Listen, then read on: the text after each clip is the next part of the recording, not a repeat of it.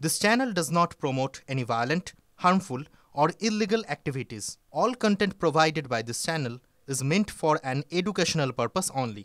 Cancer Healer Center, a new beginning. রামনবমীর দিন মুর্শিদাবাদে হিংসার আশঙ্কা বিজেপি বিধায়কের। ওয়াকফ বিল পাশ হলেও মুর্শিদাবাদে আগুন জ্বলতে পারে আশঙ্কা প্রকাশ মুর্শিদাবাদের বিজেপি বিধায়ক গৌরীশঙ্কর ঘোষের। মুর্শিদাবাদে হিন্দুরা সংখ্যালঘু, সাময়িক প্রতিবাদ করলেও আত্মসমর্পণ করতেই হবে।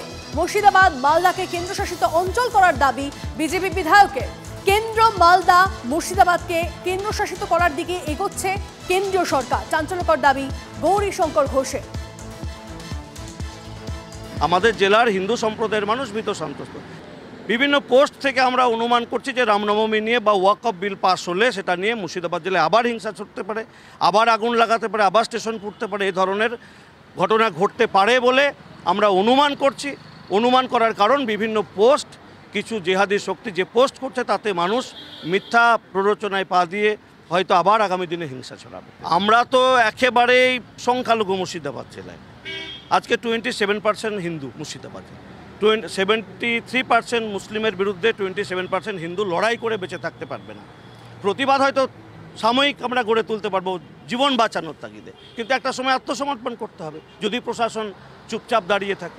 আমরা নিজেদের জীবন বাঁচানোর জন্য তো নিজেদেরকে লড়াই করতেই হবে।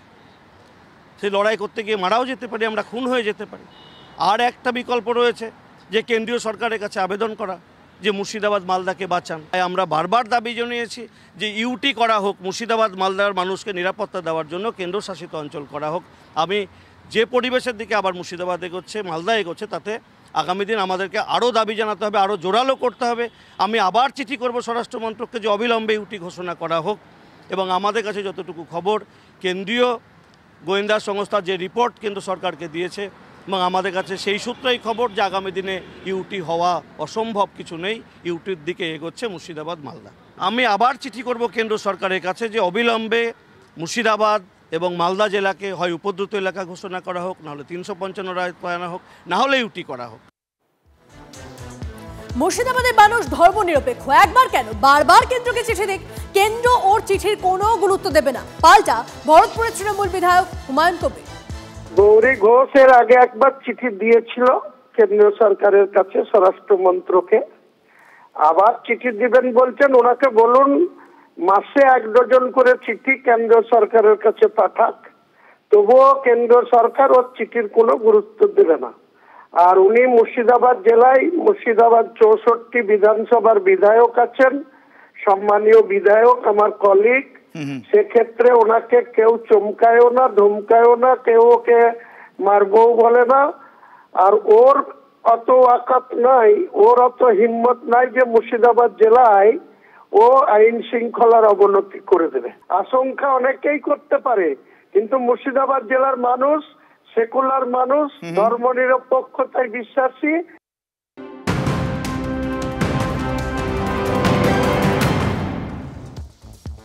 এদিকে রামনবমীর আগে তাচ্ছে বাংলার রাজনীতি। হাওড়ার শিবপুরে বজরং দল, ভিএইচপি, অঞ্জলিপুত্র সেনা সহ বিভিন্ন হিন্দু সংগঠন রামনবমীতে মিছিল করার উদ্যোগ নিয়েছে।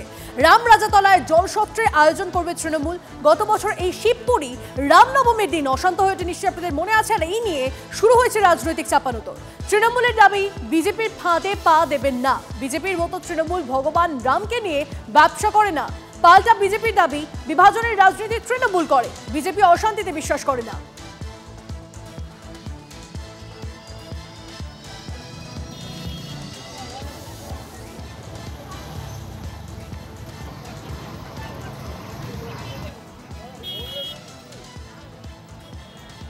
রামনবমী আমাদের বাংলায় আমাদের মায়েরা সারাদিন উপোস থেকে তাদের সন্তানকে রামের মতো করার জন্য তারা রামের কাছে পুজো করেন এবং অন্তর থেকে ভক্তি শ্রদ্ধা নিয়ে করেন। আর ভারতীয় জনতা পার্টি শ্রীরামচন্দ্রকে ব্যবসায়িক কাজে লাগাবার জন্য, রাজনৈতিক ফায়দা তোলার জন্য এইসব কাণ্ড কারখানা করে। স্বাভাবিকভাবেই তৃণমূল কংগ্রেসের সঙ্গে বিজেপির এই পার্থক্যটা ছিল, আছে, থাকবে। আর যে তৃণমূল বলছে যে ধর্মের রাজনীতি বা ভেদাভেদের বিভাজনের রাজনীতি বিজেপি করে, তা আমার একটাই প্রশ্ন রয়েছে যে 1947 সালে দেশের স্বাধীনতার পর দেশের ভাগ কেন হলো? ধর্মের ভিত্তিতে ভাগ হয়েছে। কারা করেছে? কংগ্রেস। তারই তো জন্মানো তৃণমূল। তো ধর্মের ভিত্তিতে যারা তিনটে টুকরো করে দিল, তারা আজকে জ্ঞান দিচ্ছে, হিন্দু সমাজ যাবে কোথায়? মানুষের মধ্যে আমরা আর কি পৌঁছে দেওয়ার চেষ্টা করছি এবং মানুষের কাছ থেকে আমরা ইতিবাচক সাড়া পাচ্ছি যে তারা কোনো অবস্থাতেই এবছরে দাঙ্গাবাজরা যতই চেষ্টা করুক না কেন তারা দাঙ্গা সংগঠিত হতে দেবে না, তারা দাঙ্গাকে আটকে দেবে।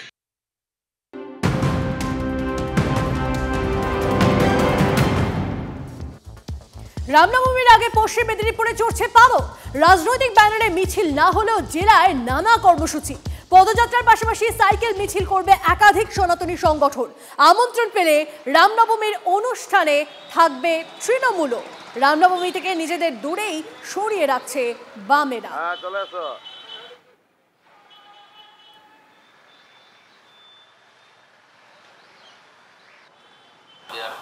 যে সমস্ত সংগঠন রামনবমীকে সামনে রেখে মিছিল যজ্ঞ পুজো করে, আমরা যেখানে যেখানে আমন্ত্রিত থাকি আমরা প্রত্যেকেই সেখানে সামিল হই। গত দুদিন আগে ঈদ গেছে, সেখানেও যেখানে আমাদের ডাক ছিল আমরা গেছি। ঈদের সাম্প্রদায়িক সম্প্রীতির মিলন বন্ধনে আমরা সবাই একসাথে ঈদ পালন করেছি। আমরা একসাথে সবাই রামনবমী পালন করব, এটাই পশ্চিমবঙ্গের কালচার। প্রতিবারেই আমরা রামনবমী সমারোহের সাথে পালন করি, এবারেও পালন হবে। বিভিন্ন সংগঠন করছে, হিন্দুত্ববাদী সংগঠন, বিভিন্ন ক্লাবও করছে। স্বাভাবিকভাবেই মেদিনীপুর শহরের সবথেকে বড় যেটা হয়, জেলার বড় বাইক র্যালি হয় রামনবমী সমারোহ সমিতির উদ্যোগে।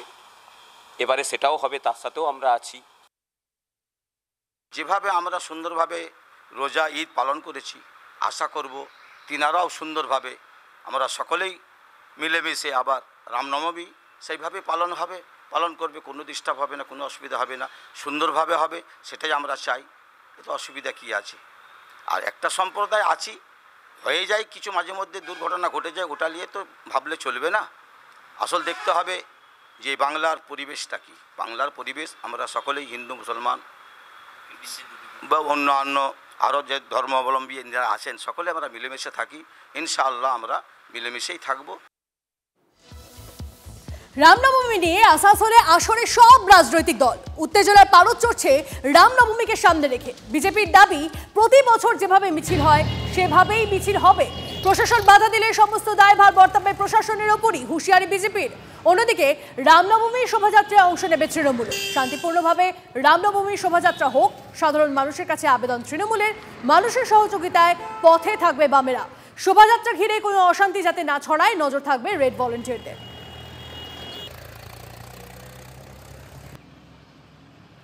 শুধু আসানসোলে নয়, সারা পশ্চিমবঙ্গ জুড়ে রামনবমী বিশালভাবে পালন করা হচ্ছে এবং আসানসোল দক্ষিণেও সেই কর্মসূচি নেওয়া হয়েছে। বিভিন্ন জায়গায় রামের পুজো, মিছিল, একদম উৎসবের মহল।